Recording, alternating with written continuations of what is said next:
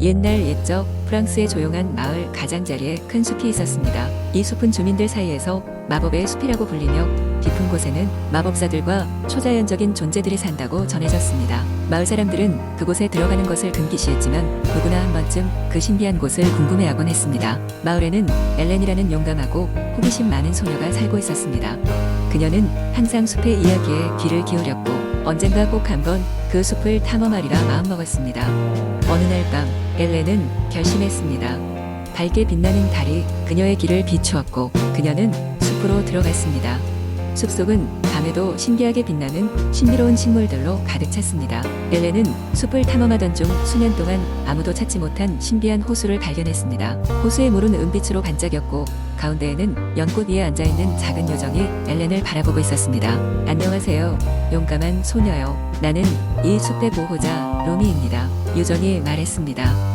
루미는 엘렌이 여기까지 온 용기에 감명을 받아 그녀에게 3가지 소원을 들어주겠다고 했습니다. 엘렌은 잠시 고민하더니 첫 번째로는 마을 사람들을 위해 풍요로운 수확을 바라했습니다. 루미는 미소 지으며 그녀의 소원을 이루어 주었습니다. 둘째로 엘렌은 마을 사람들이 언제나 건강하고 행복하길 기원했습니다. 그 소원 역시 이루어졌습니다. 마지막 소원을 고민하던 엘렌은 자신이 더 많은 사람들을 돕기 위한 지혜와 용기를 갖고 싶다고 말했습니다. 루미는 알겠다는 듯이 고개를 끄덕이며 그녀에게 숲의 고대 지혜를 전수해 주었습니다. 엘렌은 숲을 떠나 집으로 돌아갔고 몇 년 후 그 마을은 그녀의 지혜로운 지도력 덕분에 번영하게 되었습니다.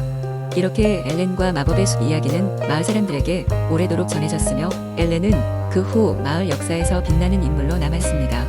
그리고 엘렌이 말하곤 했다. 용기는 우리를 새로운 길로 인도한다. 라는 말은 지금도 프랑스의 이 작은 마을에서 사람들에게 용기를 줍니다. 두 번째, 이야기 옛날 옛적 프랑스의 고요한 시골 마을에는 라마린이라는 용감한 소녀가 살고 있었습니다. 그녀는 항상 모험과 신비로운 이야기를 사랑했지만 마을 사람들은 그런 그녀를 조금은 이해하지 못했습니다. 마을 외곽에는 깊고 어두운 숲이 있었는데 그 숲 안에는 특별한 비밀이 숨겨져 있었습니다. 전설에 따르면 숲의 중심에는 화려한 보석들로 만들어진 신비한 나무가 서 있다고 했습니다. 어느 날 라마리는 이 보석숲에 대한 전설을 직접 확인하기로 마음먹었습니다. 모자를 단단히 쓰고 작별 인사를 한 그녀는 길을 떠났습니다. 숲속으로 들어가기 전 그녀는 마을의 지혜로운 노인에게서 조언을 구했습니다. 노인은 미소를 지으며 조용히 말했습니다. 이 숲에는 단지 보석만 있는 것이 아니란다. 너의 진정한 용기를 시험할 많은 도전이 너를 기다리고 있지. 진정한 마음으로 임한다면 아무리 어려운 순간도 이겨낼 수 있을 것이야. 라마리는 숲으로 들어갔습니다. 처음엔 평화롭고 조용했습니다. 바람에 흔들리는 나뭇잎 소리가 그녀를 응원하는 듯 느껴졌습니다. 그러나 얼마 지나지 않아 그녀는 숲의 어둠 속에서 무엇인가 자신을 쫓고 있음을 감지했습니다. 그것은 바로 발소리도 없이 다가오는 신비로운 화려한 새였습니다. 그 새는 그녀에게 노려보듯 쉬지 않고 따라왔습니다. 라마리는 두려움을 이겨내고 용감히 새에게 다가가 말을 걸었습니다. 왜 나를 따라오고 있나요? 그러자 새는 부드러운 목소리로 대답했습니다. 길을 잃지 않도록 너를 보살피고 있지. 이 숲에는 눈길을 끌어 내 마음을 현혹시키려는 함정이 많단다. 하지만 너의 진정한 용기를 보여준다면 너도 이 숲의 비밀을 알 수 있을 거야. 라마리는 미소 지으며 감사의 인사를 건넸습니다. 그리고 새와 함께 숲속 깊은 곳으로 발걸음을 옮겼습니다.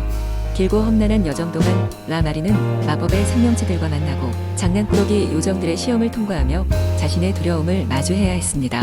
여러 번 그녀의 마음은 흔들리기도 했지만 언제나 그녀는 자신의 꿈을 따라 나아갔습니다. 그리고 마침내 눈부신 소리와 함께 빛나는 보석숲의 중심에 다다랐습니다. 거기에는 남다른 광채를 뿜는 유리에 나무가 서 있었습니다. 순수한 빛이 눈물처럼 흘러내리는 듯한 그 나무는 너무도 아름다워 그녀의 눈에 눈물이 보이게 만들었습니다. 하지만 이 정원에는 또 다른 비밀이 기다리고 있었습니다. 전설의 보석을 지키는 늙은 유령이 그녀에게 다가왔습니다. 유령은 그녀에게 보석을 가져가도 좋지만 하나의 대가를 치러야 한다고 말했습니다. 이것은 그녀의 가장 소중한 것을 택해야 한다는 것이었습니다. 라마리는 잠시 생각했지만 그녀에게는 소중한 가족과 친구 그리고 자신의 꿈들이 있었습니다. 결국 그녀는 모든 보석 대신 자신이 가장 사랑하는 사람들과의 소중한 기억들을 선택했습니다. 라마린의 용기와 마음에 감동한 유령은 그녀에게 보석숲의 오래된 비밀이 담긴 마법을 하나 전해주었습니다. 그것은 보석보다도 훨씬 강력한 것이었습니다. 라마린은 변치 않는 꿈과 사랑의 힘으로 집으로 돌아왔습니다.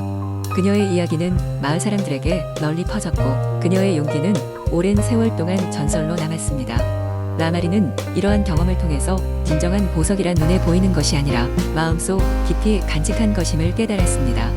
그녀는 모험을 통해 성장하고 사랑하는 사람들이야말로 진정한 제자님을 새삼 다짐하며 행복한 삶을 이어갔습니다. 이 이야기는 그리 멀지 않은 과거, 용기가 무엇인지를 다시금 일깨워주는 전설로 지금도 사람들의 마음에 남아있습니다. 세 번째 이야기, 옛날 옛적 프랑스의 푸르른 시골 마을에 몽파르팽이라는 작은 마을이 있었다. 이 마을은 아침마다 갖고 온 빵 냄새로 가득했고 사람들은 빵과 함께 시작하는 하루를 좋아했다. 마을의 중앙에는 커다란 돌로 만든 제빵소가 있었는데 이곳의 비밀은 아무도 모르는 작은 요정 피에르에게 있었다. 피에르는 특별한 능력을 지닌 빵 굽는 요정으로 밤이 되면 몰래 제빵소로 들어가 신비로운 마법의 힘을 사용해 맛있는 빵을 구웠다. 마법으로 구운 빵은 특별한 향과 맛을 지니고 있어 먹는 사람들마다 행복과 만족감을 느꼈다. 피에르는 사람들이 그저 빵의 맛을 즐기는 것만으로도 뿌듯함을 느꼈고 그래서 항상 자신이 존재한다는 사실을 숨겼다. 이 마을에는 유명한 빵 장인이 있었는데 이름은 장누이였다. 그는 언제나 최고의 빵을 굽기 위해 노력했지만 피에르가 구운 빵의 맛을 따라갈 수 없었다. 장누이는 점점 더 고민에 빠졌고 자신이 어떻게든 이 비밀을 알아내야 한다고 생각했다. 어느 날 밤 장누이는 제빵소의 큼직한 창문 쪽으로 조심스레 다가가 내부를 엿보았다. 그때 그는 홀로 빵을 굽고 있는 작은 요정 피에르를 보게 되었다. 피에르의 마법에 홀린 듯한 장누이는 훔쳐볼 생각을 잊고 요정이 빵을 만드는 것을 지켜보기만 했다. 빵이 구워져 나올 때마다 요정은 작은 손을 흔들며 마법을 부렸고 그 빵은 그 어떤 것보다도 아름답게 빛났다. 그 후 장누이는 고민 끝에 피에르에게 다가가 진실을 물었다. 피에르는 장누이를 보고 잠시 놀랐지만 그의 진심 어린 눈빛을 보고는 진실을 밝혔다. 나는 요정 피에르야. 내 마법은 사람들을 행복하게 만드는 것이 목적이야. 내가 이 마을에서 진짜로 훌륭한 제빵사가 되려면 너 역시 사람들에게 진심으로 행복을 선사해야 해. 장누이는 그날 이후로 피에르의 가르침을 받으며 빵을 굽기 시작했다. 그의 빵에는 요정의 마법 대신 사람들을 사랑하는 마음과 노력이 담기게 되었다. 사람들은 장누이의 빵 속에서 특별한 무언가를 느끼고 그를 더욱 존경하게 되었다. 시간이 흘러 피에르는 어느 날 장누이에게 작별을 고하면서 말했다. 이제 이 마을은 너에게 맡길게. 나는 저 먼 숲속으로 가서 더 많은 사람들이 행복을 느낄 수 있도록 다른 마을을 찾아볼게. 장누이는 피에르의 작별을 아쉬워했지만 그의 마음을 이해해 주었다. 이후 장누이는 피에르의 가르침을 받들어 마을 사람들에게도 좋은 빵을 선사하는 제빵사가 되었고 몽파르팽 마을은 언제나 행복한 웃음이 넘치게 되었다. 그리고 전해 내려오는 이야기에는 밤하늘의 별처럼 빛나던 빵 굽는 요정 피에르의 전설이 담기게 되었다. 모든 아이들은 이 이야기를 듣고 나면 항상 꿈에서 요정을 만나길 기대하며 잠이 들곤 했다. 네 번째 이야기 마법의 거리인 몽마르트 언덕에는 오랜 역사를 가진 고서점이 자리 잡고 있었습니다. 이곳에는 닳고 낡은 구두를 신은 주인이 있었는데 그의 이름은 알렉산드르였습니다. 알렉산드르는 평범한 책방 주인이 아니었습니다. 그의 책방에는 다양한 마법의 책들이 있었고 그 중에는 현실과 상상의 경계를 허물어뜨리는 책들도 있었습니다. 어느 가을날 밝고 호기심 많은 소녀 엘로디가 알렉산드르의 책방을 방문했습니다. 그녀는 책장 사이를 헤매다가 특이한 표지를 가진 작은 책 한 권을 발견했습니다. 책의 눈눈에 보이지 않는 이야기들 이라는 제목이 적혀 있었고 손이 닿자마자 미묘한 온기가 전해졌습니다. 알렉산드르는 엘로디의 손에 든 책을 한참 바라보더니 미소를 지으며 조심스럽게 묻습니다. 그 책을 열어보시겠습니까? 엘로디는 호기심을 이기지 못하고 책을 열었습니다. 그러자 책 속에서는 아름다운 황금빛 빗줄기가 뿜어져 나왔고 엘로디는 순식간에 책 속 세계로 빨려 들어갔습니다.